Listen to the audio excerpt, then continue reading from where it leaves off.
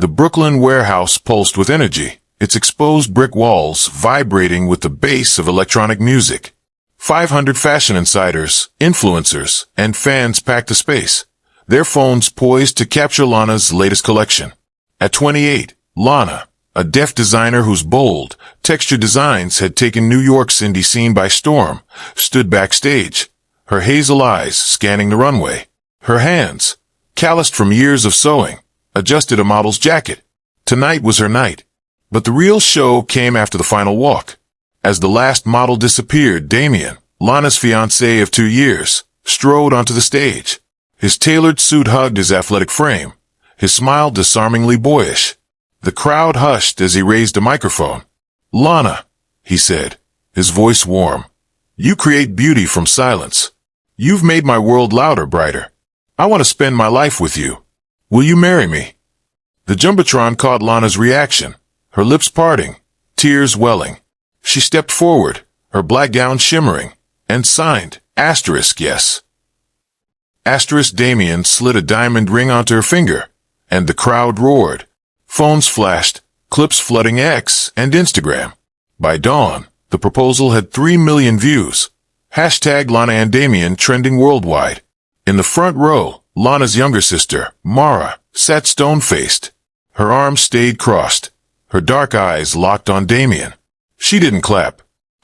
Lana's loft smelled of coffee and lavender, its open space cluttered with sketches, fabric bolts, and half-finished dresses. She sat cross-legged on the hardwood floor, sketching a wedding gown, her hands moving with fluid precision. Damien sprawled on the couch, his phone glowing as he typed furiously. "You okay?" Lana signed, catching his eye. He glanced up, his smile quick but strained. "Yeah, babe. Just work. Big case coming up." Lana nodded, but a knot formed in her stomach. Damien, a junior partner at a law firm, had been distant lately, late nights, vague excuses. And Tasha, Lana's cousin and lifelong best friend, was acting strange too. The trio had once been a unit, their bond forged through childhood summers and late-night confessions. But Tasha had canceled their last 3 brunches, her texts short and clipped. At a recent dinner, Lana caught a glance between Tasha and Damien, brief, loaded, gone in a blink. Later, Lana FaceTimed Mara, her hands trembling as she signed. "Am I paranoid? Something's off with them." Mara, 24 and fiercely loyal, leaned into the camera, her brown curls bouncing. "You're not paranoid. Damien's been weird since the proposal. And Tasha, she barely looked at you at dinner. I saw her roll her eyes when you hugged her." "They're probably stressed," Lana signed, but her heart wasn't in it.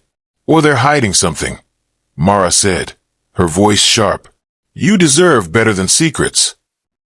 Lana's deafness, caused by a viral infection at 14, had reshaped her world.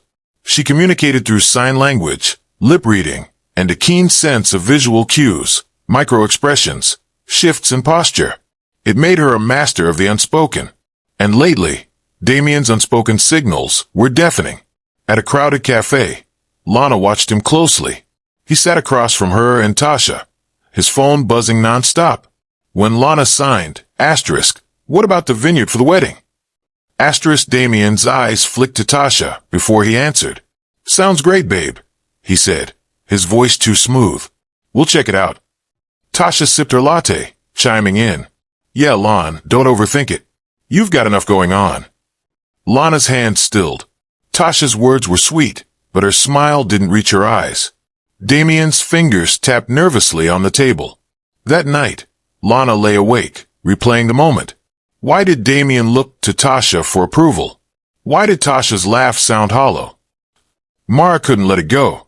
While Lana was at a fabric market, Mara borrowed her sister's iPad to check emails. Instead, she dug into Damien's synced email account. In the drafts folder, she found it, a message, unsent, addressed to an unknown contact. She'll never know. She can't hear us. Mara's pulse raced. She screenshot the draft, her hand shaking, and sent it to herself.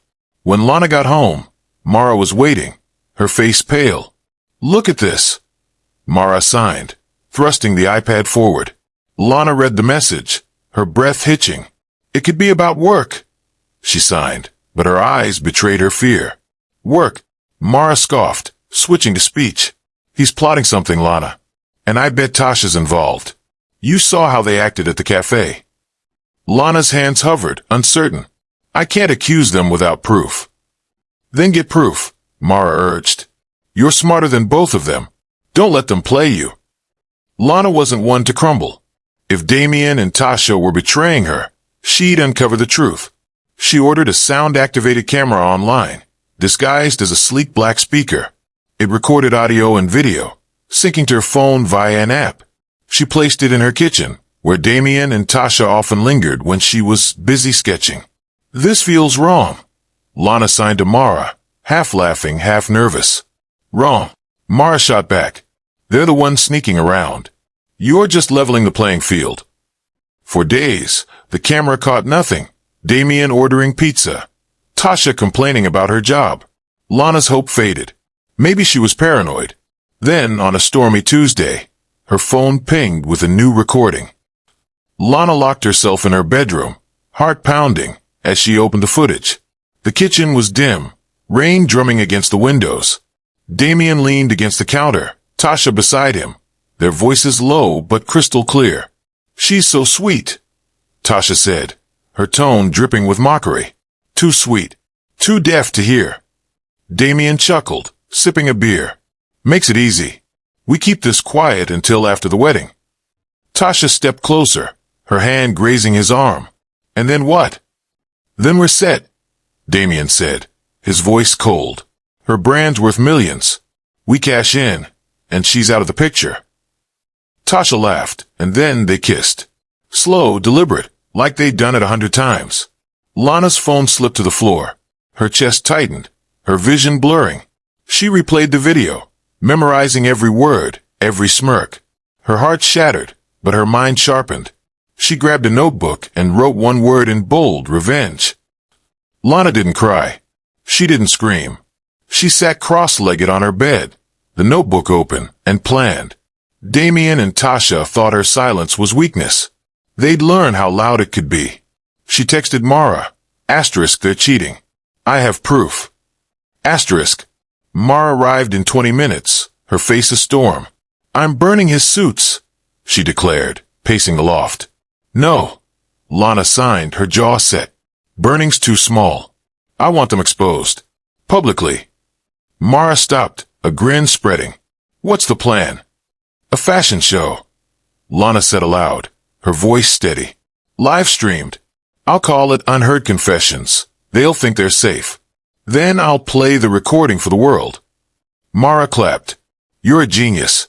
A terrifying genius. Lana's revenge was a work of art. Unheard Confessions would be her biggest showcase yet. Streamed live on YouTube and X, pitched as a celebration of her engagement. She invited 500 guests, Damien, Tasha, friends, press, and fans.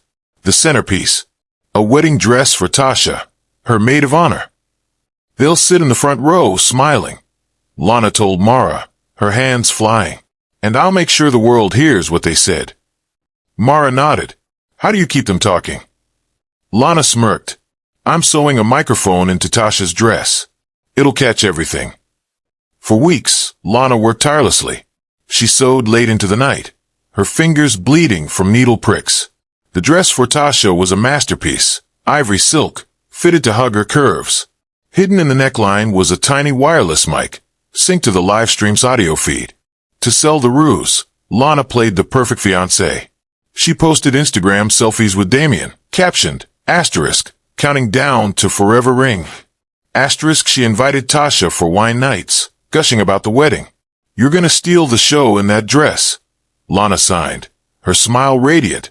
Tasha hugged her, but her embrace was stiff. You're too good, Lon, she said, her voice tight. Damien was just as convincing.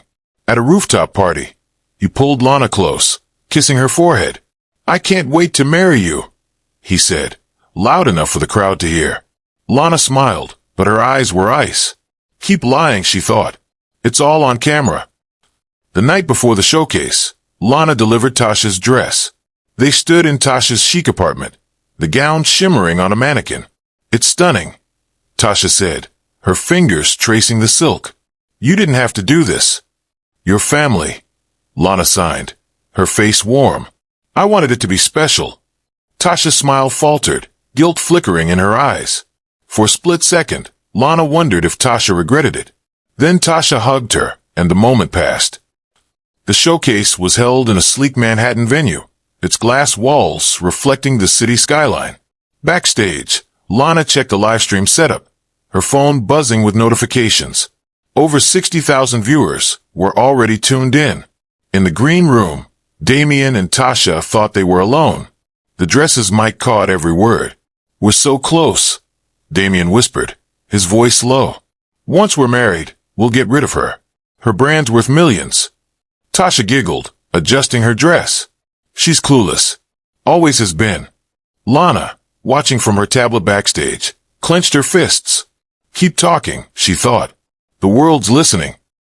The venue was electric, the live stream hitting 100,000 viewers. Lana stepped onto the stage, her black gown shimmering under the lights. She signed, "Welcome to Unheard Confessions. Tonight, you'll hear what I've heard." The crowd cheered, unaware of the bomb about to drop. Behind her, a massive screen flickered to life. The audio began, Damien and Tasha's voices, clear and damning. "She's too deaf to hear," Tasha's voice echoed. The crowd gasped. The screen cut to the green room footage. "Once we're married, we'll get rid of her," Damien said. "She won't hear it coming." The audience was silent, then erupted in boos. Livestream comments exploded. Asterisk, "They're disgusting." Asterisk, asterisk, "Lana's a queen." Asterisk, Lana stood tall, signing, "I heard everything. And now, so have you." The cameras panned to Damien and Tasha in the front row. Damien's face was ashen, his hands gripping the chair. Tasha's mouth hung open, tears streaming. The live stream zoomed in, their humiliation broadcast to millions.